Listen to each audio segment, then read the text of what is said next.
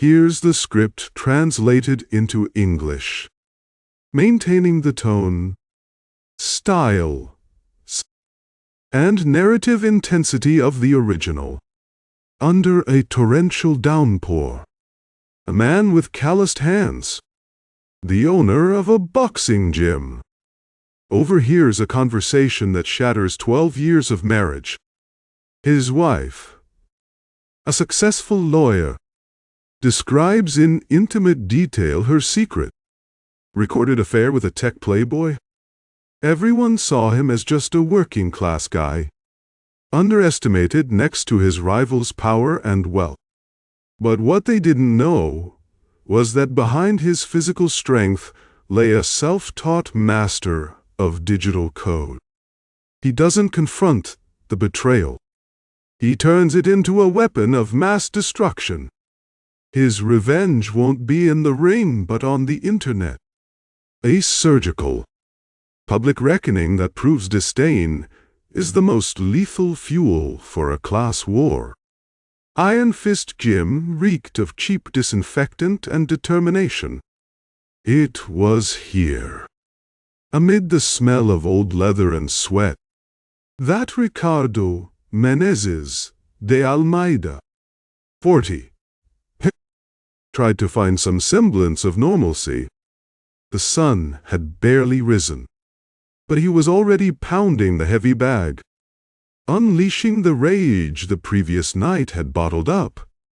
Veronica Lins Cavalcanti, 38, called relentlessly.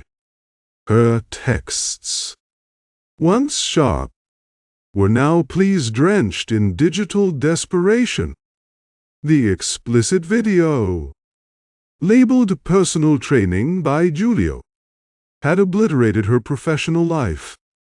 Rocha Lima attorneys, where image was everything, didn't wait until noon to enforce her morality clause. Her dedication to fitness had cost her career. Eduardo Dudu Ramos Pereira, 42, arrived with 2 coffees and a grim expression. Dudu was Ricardo's right-hand man and longtime friend. A practical, slightly overweight guy who served as his moral compass. She nuked the marriage first. Dudu, Ricardo said, pausing to wipe his face. I just showed what she was doing. Ricardo, Julio hissed, storming into the gym. You crossed every line. I'll make you regret being born. Whoa! Julio! Here for boxing lessons or looking for an alibi for Veronica? Ricardo smirked, but his eyes were cold. Julio didn't waste time with banter. My father is Sebastián Valadares, 65. He owns half the commercial properties in this city, including this shithole building. Your lease is up next month. Guess what? It won't be renewed. Have fun finding another hole to hang your punching bags. Ricardo felt the blow, harder than any punch. Iron Fist Jim was more than a business. It was his refuge, the only honest thing he had left. So that's how you play? Ricardo asked. That's how adults play. Ricardo, you might be good with computers and beating up poor people, but you can't fight real money. Julio turned, exuding confidence. He thinks he won. Dudu muttered after the playboy left. He thinks. Ricardo agreed, grabbing his phone. He wasn't a naive blue-collar worker. For the past 5 years, he'd taught himself digital security and networks, not as a hobby, but as an escape from marital loneliness. If Julio wanted a class war, He'd get one. Ricardo used his skills to guide a private investigator. The target wasn't the infidelity. He already had proof of that. But the facade of success at Mosquito Tech Solutions and Julio's private life? Within days, reports started coming in. Julio wasn't a successful entrepreneur. He was a bottomless pit funded by a trust fund. Mosquito Tech Solutions was a balloon about to burst. And, most importantly, Julio had a serious gambling problem. There were gambling IOs with loan sharks in São Paulo, and suspicious withdrawals from his father's company accounts. The war reached its peak at the noble hall of the Atlantico Hotel. During a lavish charity gala, Ricardo, in a rented suit that smelled of mothballs, but exuding newfound confidence, looked like an intruder from another universe.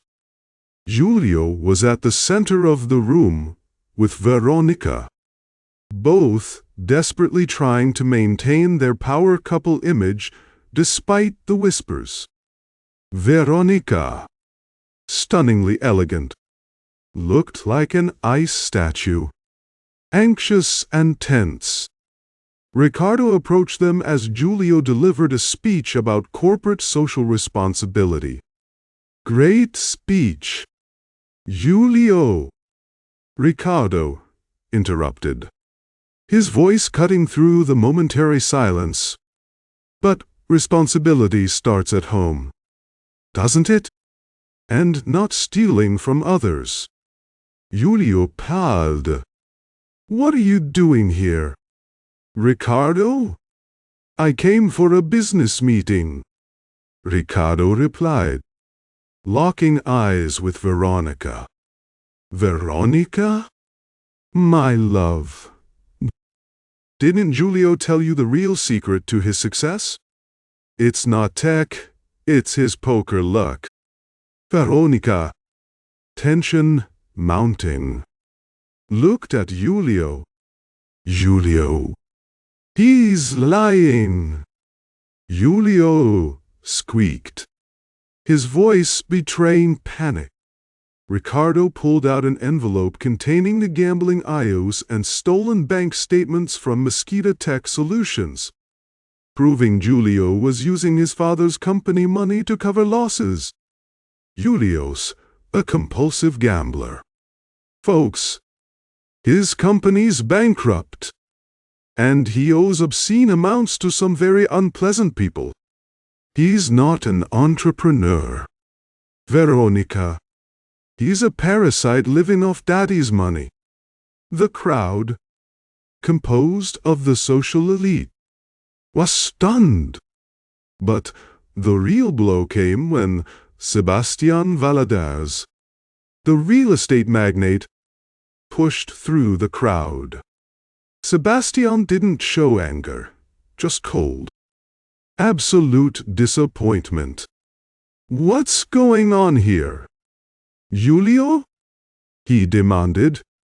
Julio tried to lie. But Ricardo handed the envelope directly to Sebastián. The old man scanned the documents, and in seconds, his son's facade crumbled in his pragmatic mind. You've shamed me. You stole from me, Sebastián said, his voice low and cutting. Then he turned to Ricardo. Minda Almeida, I deeply regret my son's actions. Your gym's lease will be renewed for 5 years. Consider this my compensation. As for you, Julio, your trust fund is frozen. You're disinherited. Get out! Now, Julio César Valadez's humiliation was total.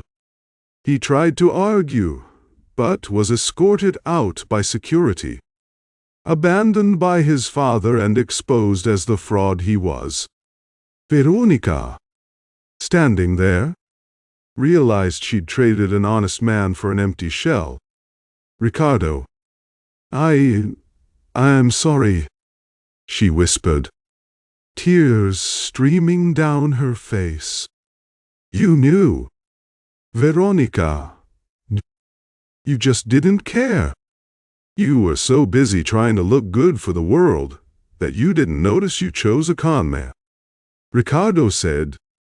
He felt no satisfaction, just deep exhaustion.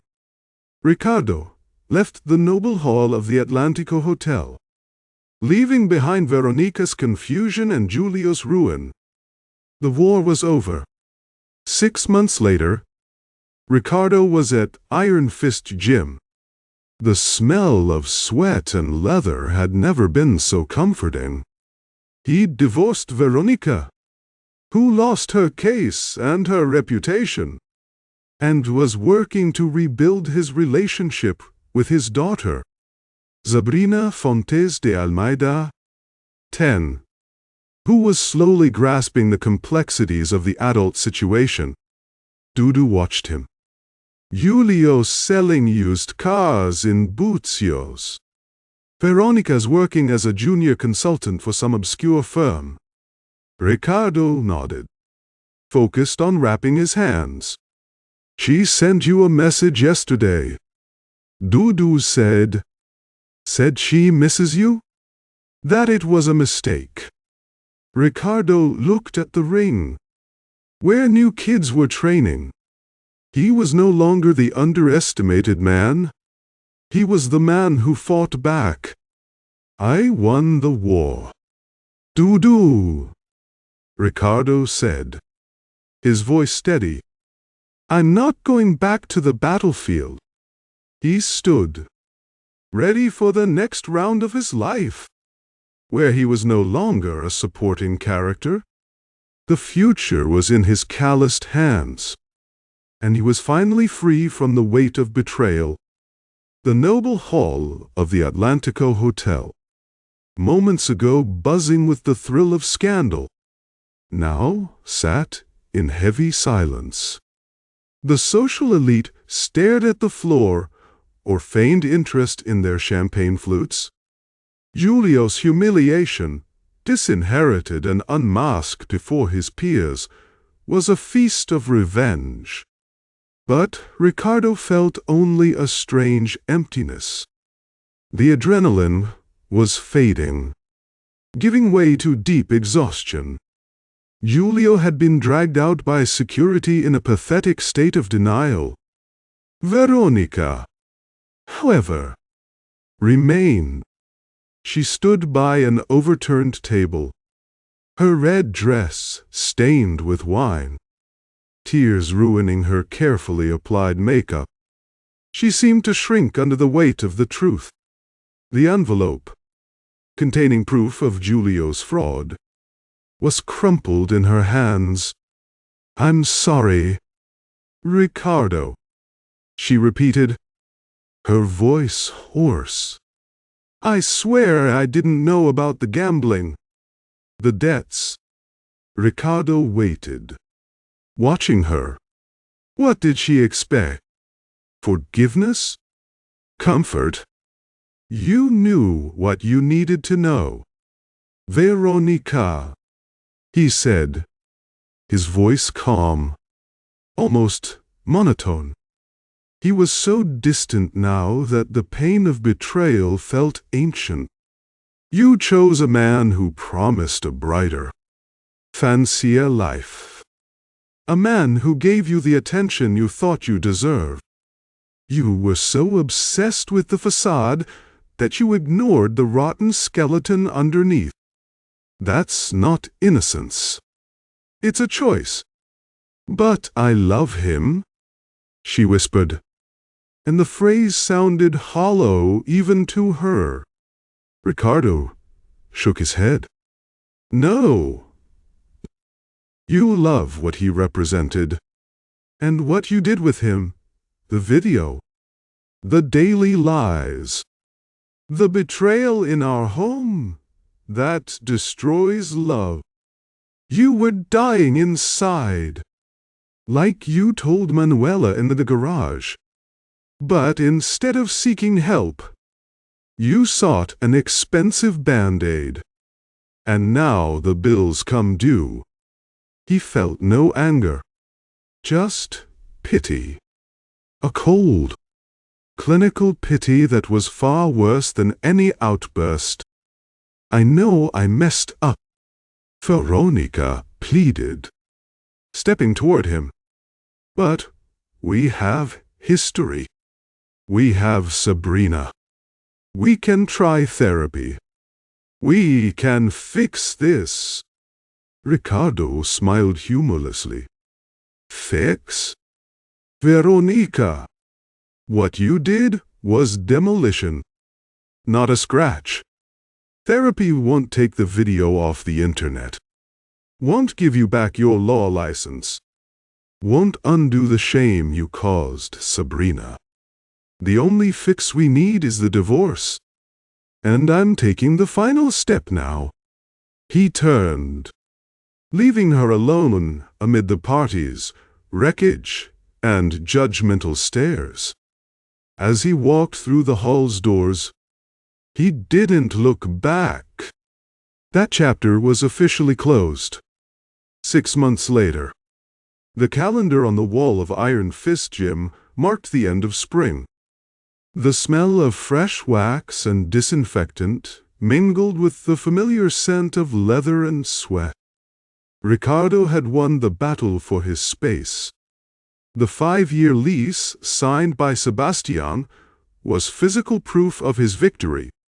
The divorce was finalized the previous week. No contest.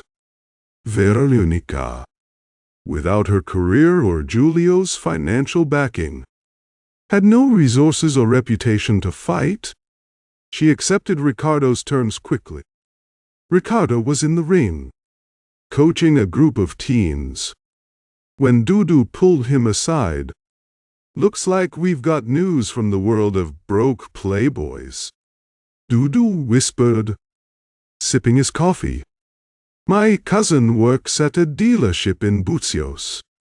Guess who's selling used cars and living in a studio? Julio, Ricardo replied, shrugging. It wasn't satisfaction, just confirmation. Yup. And Veronica, well, Rocha Lima didn't take her back. Obviously, she got a job at some small accounting firm. Junior compliance consultant. They say she spends her days trying to avoid being recognized. Ricardo paused to lace up his gloves, feeling the tight knot around his calloused wrists. Money, status, influence, all had failed to shield Julio and Veronica from the consequences of their actions. Money buys a lot. Dudu, Ricardo said. But it doesn't buy respect or erase a truth posted online. Dudu hesitated. And her? She's still texting. Ricardo didn't need names. He knew Dudu meant Veronica. Yeah, he admitted. Late-night messages, saying she's sorry, that she misses the life we had. The security. The latest message, sent the previous night, was particularly raw. I traded a good man for an empty fantasy. Please forgive me. Ricardo grabbed his phone. Hanging on the edge of the ring. He could respond. He could offer cold comfort.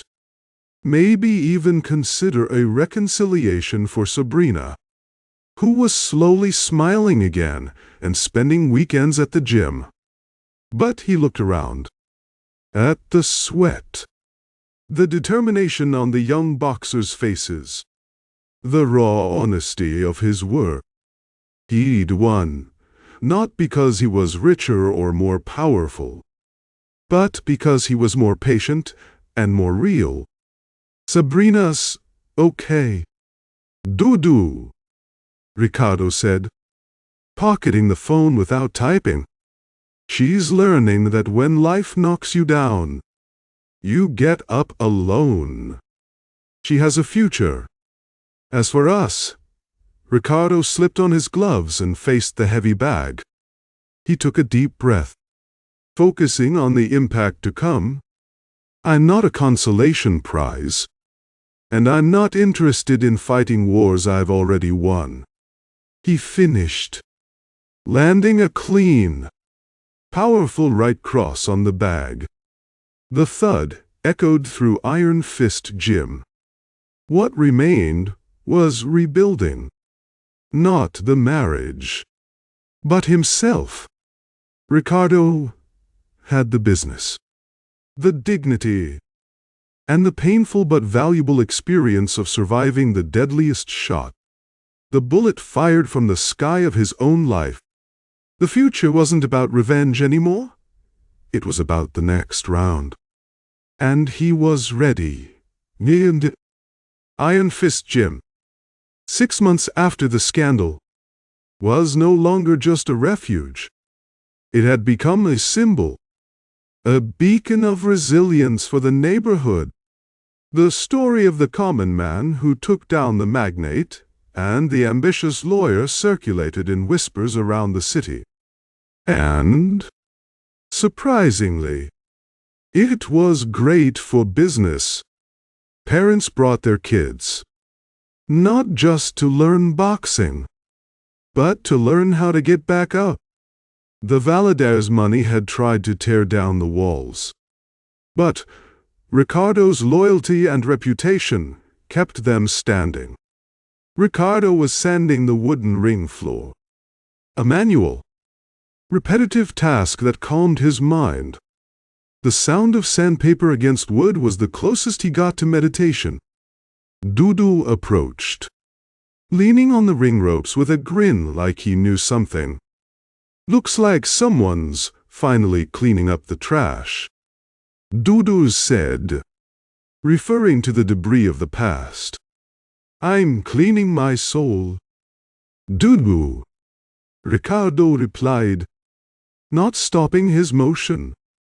The trash has already been swept away. Good thing you mentioned that. We've got some leftover trash trying to make contact. Ricardo stopped sanding and stood. He already knew who Dudu meant. Veronica called Sabrina.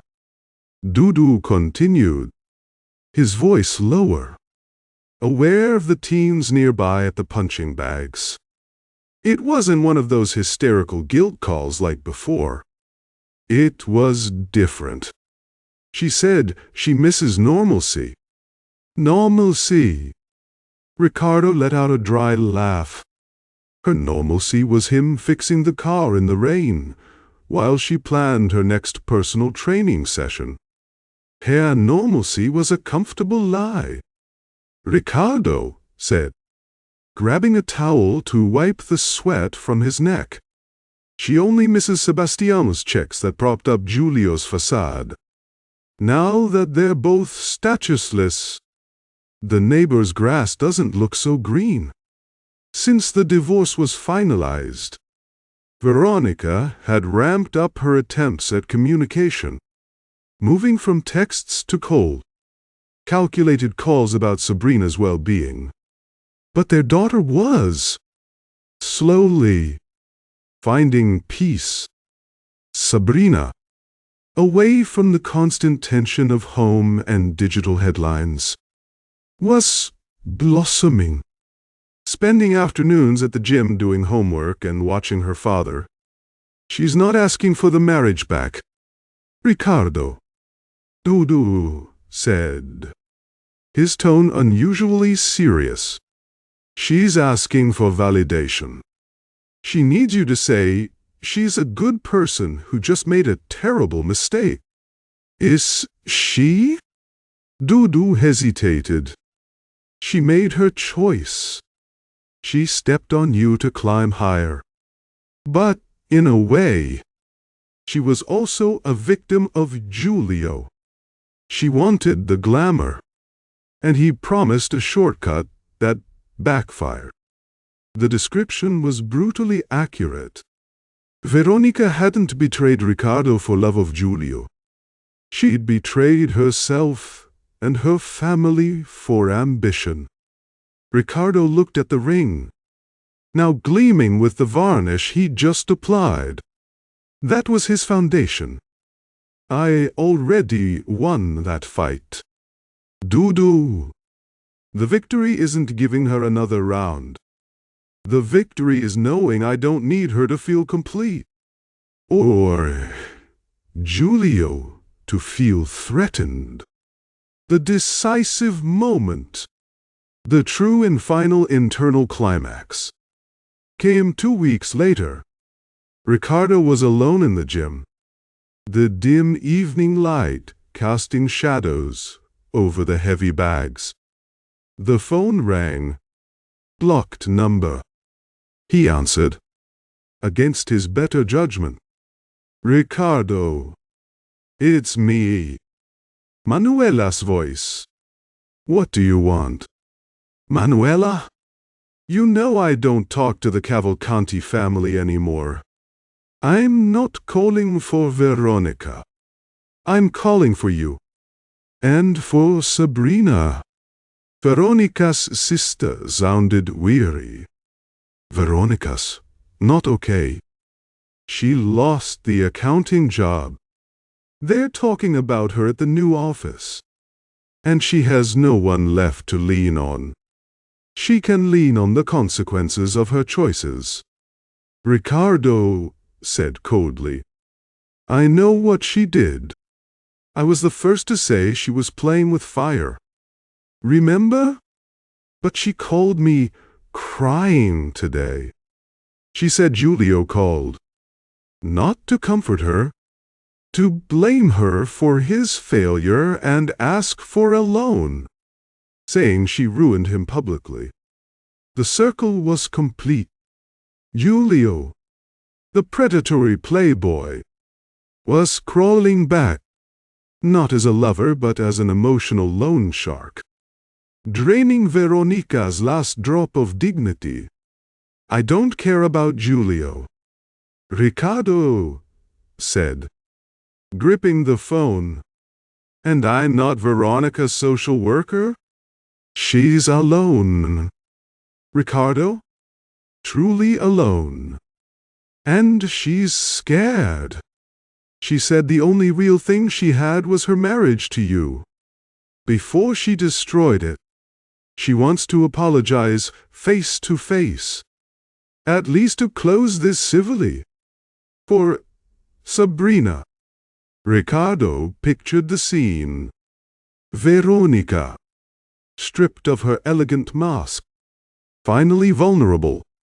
The chance to savor her final humiliation. But he felt no desire for it. Revenge, he discovered, had an expiration date. Tell her. Ricardo began, his voice firm and resolute, echoing in the empty gym, that I said everything I needed to in the noble hall. And what was civil ended the moment she made that video. He paused, then added the truth that hurt, but set him free. Tell Veronica she didn't just lose the marriage. She lost the trust of being the center of my universe. I've moved on. I have the gym. I have Sabrina. And I'm not interested in who she's become. There's nothing to fix because I'm not broken. Ricardo hung up, feeling the weight of the decision. It was the final bullet. And it wasn't fired at Veronica or Giulio. It was fired at his own attachment to the past.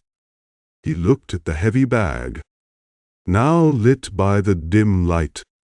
He assumed his stance, envisioning the future. There was no room left for ambitious lawyers or failed tech moguls.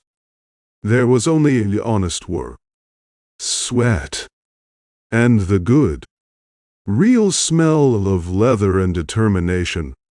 He unleashed a series of punches on the bag, a steady, powerful rhythm. The sound was his new symphony. Iron Fist Gym was his home, his testament. His prize? Life, he knew, would keep knocking him down. But now he had the certainty, forged in pain and cunning, that he would always get back up. The boxer had won the power game, not with money, but with strategy and undeniable truth. He was ready for the next round. And this time, he'd set the rules. Like it? Subscribe and leave a like.